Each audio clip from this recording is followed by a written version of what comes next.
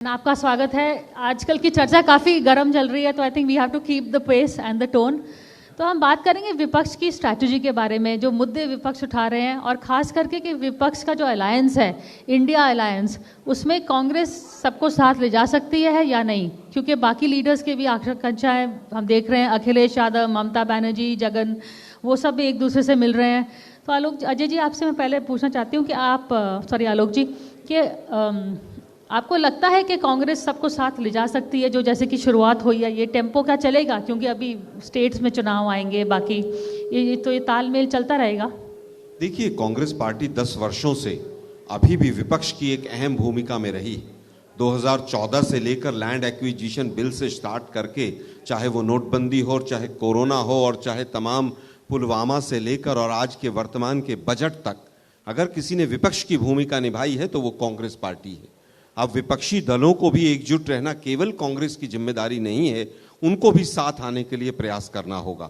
ममता जी अभी 3 दिन पहले नीति आयोग की मीटिंग में गई, और जिस तरह का उनके साथ व्यवहार हुआ, इससे विपक्षी दलों को एक नसीहत लेनी होगी कि अब एक तानाशाह की सरकार केंद्र में पहले से 10 सालों से तो थी ही, लेकिन आज भी वो अगर तानाशाह की तरह से व्यवहार कर रहे हैं तो देश के मुद्दों को कौन उठाएगा? और देश की जनता समझती है, जब जिन जिन पार्टियों ने, चाहे वो नवीन पटनायक की पार्टी हो, चाहे बहन मायावती की पार्टी हो, और चाहे जगन जी की आपने बात की हो, अकाली दल की बात की हो, जिन जिन पार्टियों ने बीजेपी का दामन पकड़ा, जो पार्टियां विपक्ष के रूप में रहते हुए बीजेपी की गोद में बैठे रहे, बीजेपी ने सबको समाप्त कर दिया, और बीजेपी से भी ज्यादा जनता ने समाप्त कर दिया। जनता तय करेगी कि विपक्ष असली कौन है। रशीद, सुना हमने कि जनता तय करेगी असली विपक्ष कौन है, लेकिन कांग्रेस सबसे बड़ा विपक्ष पार्टी है, नेशनल पार्टी है, तो उस तौर से कांग्रेस को लीडरशिप उनकी हैसियत है, पर क्या वो सबको साथ ले जा पाएंगे? क्योंकि कहीं ऐसे लोग हैं, जैसे कि जगन रेड्डी का प्रोटेस्ट हुआ, राहुल गांधी और जगन रेड्डी की बनती नहीं है, ऐसे बहुत पार्टियां हैं, तो कैसे आपको लगता है कि वो ले जाएंगे? देखिए, आलोक शर्मा जी ने जो बात कही वो सही है, और मैं उनका व्यक्तिगत रूप से बहुत सम्मान भी करता हूं, लेकिन विपक्ष की कहानी जो है वो बहुत आधी अधूरी है।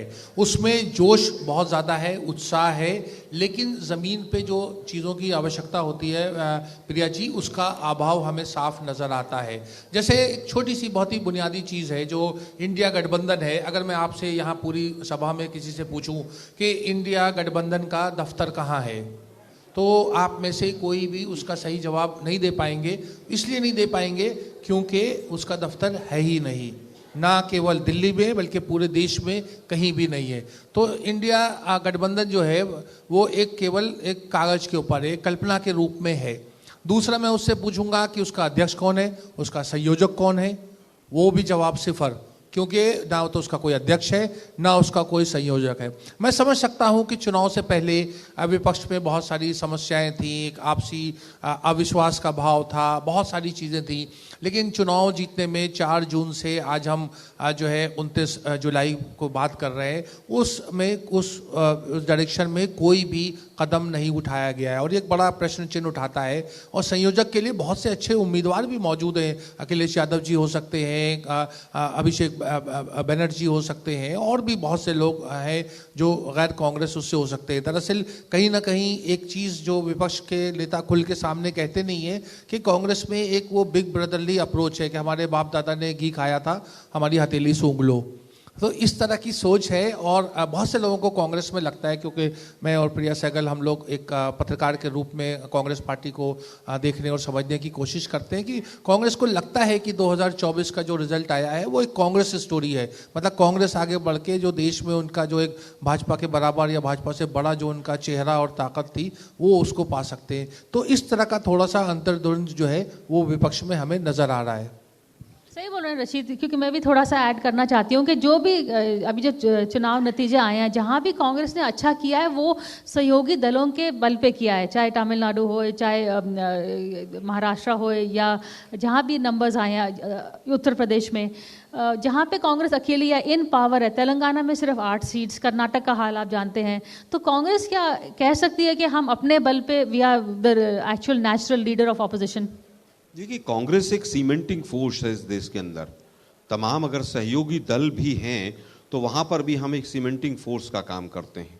उत्तर प्रदेश में अगर तमाम वर्ग और तमाम जो दलित पीड़ित शोषित वर्ग सपा या हमारे कैंडिडेट्स के साथ आया, उसमें कांग्रेस की भी बराबर की अहम भूमिका है। जहां तक बात अभी राशिद भाई ने कही कि इंडिया गठबंधन का ऑफिस कहां है, मुझे तो एनडीए का भी ऑफिस कहीं नहीं है। क्या आप में से कोई एनडीए का ऑफिस बता सकता कहां है? एनडीए का संयोजक कौन है, उसका नाम क्या कोई एक भी व्यक्ति हाथ उठाकर बता सकता है? क्या चुनाव के बाद एनडीए की कोई मीटिंग हुई हो? हमारे यहाँ तो इंडिया गठबंधन की खड़गे जी के यहाँ 10 बार मीटिंग हो चुकी है। 4 दिन पहले भी मीटिंग हुई है कि किस तरह से संसद में हम फ्लोर ऑफ द हाउस हम आगे कैसे एक्ट करेंगे। लेकिन क्या एनडीए की कोई मीटिंग हुई है? 38 दलों का एक कुनबा था, जिसमें से 26 दल ऐसे थे जिनका मोदी जी को ही शायद नहीं पता था। अपोजिशन ने, इंडिया गठबंधन ने ही मजबूर किया कि कम से कम एनडीए की मीटिंग हो। 10 साल तक एनडीए की मीटिंग नहीं हुई। क्यों? क्योंकि एक अकेला सब पर भारी, वो एनडीए पर ज्यादा भारी थे और देश की जनता पर उससे भी ज्यादा भारी थे। आज आने वाला समय मुद्दों का होगा। आज मोदी जी अपने स्वयं 2013 और 14 के भाषणों को याद करें कि क्या क्या उन्होंने कहा था। बहुत हुई महंगाई की मार, अब की बार उनकी सरकार। बहुत हुई बेरोजगारी की मार, अब की बार उनकी सरकार। सारे पेपर लीक हो गए, आए दिन ट्रेन एक्सीडेंट होते हैं। अभी दिल्ली के अंदर जो 2 दिन पहले हुआ, वो उसके ऊपर आरोप लगा रहे हैं, वो उसके ऊपर आरोप लगा रहे हैं। बच्चे डूब कर पानी में मर रहे हैं और कोई कोटो बना रहा था, दिल्ली को कोई पेरिस बना रहा था। मुझे लगता है देश की जनता ज्यादा समझदार है राजनीतिक दलों से। वो समझ गई है कि किस तरह से केवल हिंदू मुसलमान करके, केवल ईडी और सीबीआई का उपयोग करके, केवल 33 लोगों को बनारस के अंदर नॉमिनेशन कैंसिल करा के किस तरह से देश के प्रधानमंत्री हार से बच के निकले, ये देश समझ गया है। आज चुनाव करा लीजिए, अगर 100 सीट भी बीजेपी की आ जाए, और मैं इस मंच के माध्यम से आपको कहता हूं, आज बनारस में मोदी जी रिजाइन करें, कांग्रेस का ब्लॉक प्रेसिडेंट उनको वहां पर हरा देगा। रशीद जी, योर रिस्पॉन्स टू दैट, और ऑल्सो ये जो कह रहे हैं कि अब कांग्रेस उभरती भी आ रही है, तो ये जो कॉन्फिडेंस आ गया है इनका, यही मुझे भी लगता है फ्रॉम, और काफ़ी जो लोकल इनके पार्टनर्स है वो भी कह रहे हैं कि इनको फिर थोड़ा सा अहंकार आ जाता है। जो do you see the beginnings of that? जी देखिए, एक तो आप देखिए, अगर राजनीतिक परिस्थिति जो है वो विपक्ष की और सत्ता पक्ष की बहुत अलग है। गई गुजरी हालत में भी नरेंद्र मोदी जी का जो व्यक्तित्व है वो एक तरीके का सीमेंटिंग फोर्स है, और उसमें वो एनडीए को कभी उस तरह की जोड़ तोड़ या समन्वय की ज़रूरत नहीं पड़ी पिछले 10 साल में, 14 से 24 के बीच में। हाँ, अब ज़रूर 4 जून से स्थिति बदली है, और उसमें जो है एनडीए की जो मीटिंग होती है उसमें तमाम एनडीए के लीडर्स को बुलाया जाता है। और अभी बल्कि भाजपा की जो मतलब पार्लियामेंट्री पार्टी की मीटिंग नहीं होती है, वो मीटिंग जो है वो एनडीए की मीटिंग जब से जो 4 जून के बाद से जब भी संसद में हम देखते हैं तो वो उनकी सभा होती है, वो उनका अपना काम है। देखिए, कांग्रेस और विपक्ष को में वे वैचारिक रूप से बहुत अलग अलग तरह की राजनीतिक दल है, और उसमें एक समन्वय की ज़रूरत होती है, और इसीलिए वो उसका सेक्रेटेरिएट या संयोजक इस तरह की आवश्यकता होती है। क्योंकि अगर आप इंडिया अलायंस में देखें तो उसमें नरेंद्र मोदी के टक्कर का या बराबर का कोई नेता नहीं है। जिस दिन हमारे मित्र आप आलोक शर्मा जी एक जिक्र करेंगे कि राहुल गांधी वो व्यक्ति है, तो आप देखिएगा कि विपक्ष के बहुत से नेता आप जो है उस पर पूरी तरीके से इत्तेफाक नहीं करेंगे, और ये उसकी राजनीतिक कारण है। बहुत सारी चीज़ें हैं। देखिए, अभी कुछ दिनों पहले अखिलेश यादव, जो अभी थोड़ी देर बाद इस मंच पे भी आएंगे, वो कलकत्ता गए थे और बहुत बड़ी सभा हुई, वो वहाँ ममता बनर्जी मौजूद थी, लेकिन कांग्रेस की तरफ से वहाँ प्रतिनिधित्व नहीं था। उसी तरीके से जब यहाँ के ऊपर दिल्ली में जगन मोहन रेड्डी ने जब एक प्रोटेस्ट किया, तो उसमें कांग्रेस के ऊपर से की तरफ से शीर्ष नेतृत्व से लोग नहीं गए, अखिलेश यादव गए। तो इस तरह की चीज़ों का हम एक पत्रकार की नज़र से हमारा एक आकलन होता है कि वहाँ के ऊपर हमें थोड़ा सा इसका अभाव नज़र आता है। एक देखिए, राहुल गांधी एक जो लीडर ऑफ अपोजिशन है, तो वो लीडर ऑफ अपोजिशन एक शैडो प्राइम मिनिस्टर होता है। अगर हम ब्रिटेन की मिसाल लें तो शैडो प्राइम मिनिस्टर की एक शैडो कैबिनेट होती है। अगर इस तरह का कोई प्रयोग राहुल गांधी देश में करते हैं जहां वो संपूर्ण विपक्ष को लेकर उनको कोई जिम्मेदारियां दे, जिम्मेदारियां मतलब in the sense of accountability, कि सरकार के ऊपर नज़र रखने का, जिन मुद्दों का आपने जिक्र किया, चाहे वो अग्निवीर वाली बात हो, चाहे पेपर वीक वाली बात हो, उसमें विपक्ष को साथ लेकर के तमाम, और बहुत से विपक्ष में बहुत ही अच्छे सांसद भी हैं, इस तरह का अगर वो एक कुछ तरीके का एक निगरानी का एक हिसाब किताब करें सांसदों के जरिए, तो देश में एक देश की हवा बदल जाएगी। देखिए अभी महाराष्ट्र में चुनाव होने वाला है, हरियाणा में चुनाव होने वाला है, झारखंड में चुनाव होने वाला है, और हो सकता है जम्मू कश्मीर में भी। इन 4 राज्यों के परिणाम से भी देश की राजनीति में बड़ा मेरे हिसाब से तूफान आएगा, उलटफेर आएगा। और अगर विपक्ष का प्रदर्शन अच्छा होता है और 2-3 राज्य जीत जाते हैं, तो नरेंद्र मोदी और एनडीए के लिए बहुत सारी समस्याएं खड़ी हो जाएंगी। आखिरी सवाल आलोक जी, क्या आपको जो ऋषि जी ने एक बड़ी अच्छी बात बताई, जो अभी चुनाव आने वाले हैं उसमें आपको रिजल्ट के बाद क्या लगता है कि कुछ बदल आएगा, सेंटर में क्या इम्पैक्ट होगा? देखिए अभी से बदलाव आ गया है काफी। आज उत्तर प्रदेश के मुख्यमंत्री देश के प्रधानमंत्री को नमस्कार करने को तैयार नहीं है। ये बदलाव आ रहा है और बदलाव दिखाई दे रहा है कि किस तरह से हम दो और हमारे दो की सरकार कमजोर हो रही है। लेकिन सरकार का कमजोर होना देश के लिए अच्छा नहीं, लेकिन जिस तरह का उनका आचरण रहा है, अब देश की संसद के अंदर देश के मुद्दे उठेंगे। अब संसद को बुलडोज नहीं किया जाएगा। अब अग्निवीर और नोटबंदी जैसे फैसले बिना किसी के सहमति के लिए जाएंगे, ऐसा मुझे नहीं लगता है। और जैसा कि राशिद साहब ने कहा, शैडो कैबिनेट की बात, कई देशों में इस तरह का प्रावधान है और हमारे यहाँ ऐसा प्रावधान शैडो कैबिनेट का उस तरह से नहीं रहा है, लेकिन जिम्मेदारियां बढ़ चुकी हैं। और इस बार नीट के ऊपर जिस तरह से संसद के अंदर आवाज उठी कि किस तरह से लाखों बच्चों का भविष्य गर्त में डुबो दिया और तमाम पेपर लीक और तमाम सेंटर हाईजैक के तमाम इश्यूज देश की जनता को पता चले, ऐसे शायद पहले नहीं पता चलते थे, क्योंकि हमारा मीडिया का वर्ग भी पूरी तरह से उनके आवरण में लिपटा हुआ था। आज उसमें भी फर्क आ रहा है।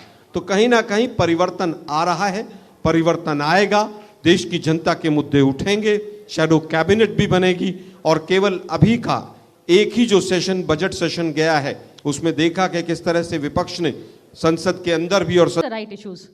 जी हाँ, देखिए आपने बड़ा महत्वपूर्ण प्रश्न किया और मुद्दे बहुत अहम है और उसको विपक्ष भरपूर ताकत से उठा रहा है। संसद में हमें नजर आता है कि अगर सत्ताधारी पक्ष की तरफ मतलब 43% लोग हैं तो विपक्ष के पास भी 53% हैं, तो विपक्ष के पास में भी 47% है। तो ये 47 और 53 का जो है गैप, ये अनुपात जो है ये बड़ा करीब का है और इससे आने वाले 5 सालों में हम बहुत उलटफेर देखेंगे। लेकिन देखिए प्रिया, हम फिर वो पत्रकारिता के आधार पर मैं कहूँगा कि ये तमाम मुद्दे केवल संसद में उठा देने से उससे हेडलाइन बन जाती है, अखबार में खबर छप जाती है, लेकिन जनता से जुड़े हुए और इसके लिए जन आंदोलन की जरूरत होती है।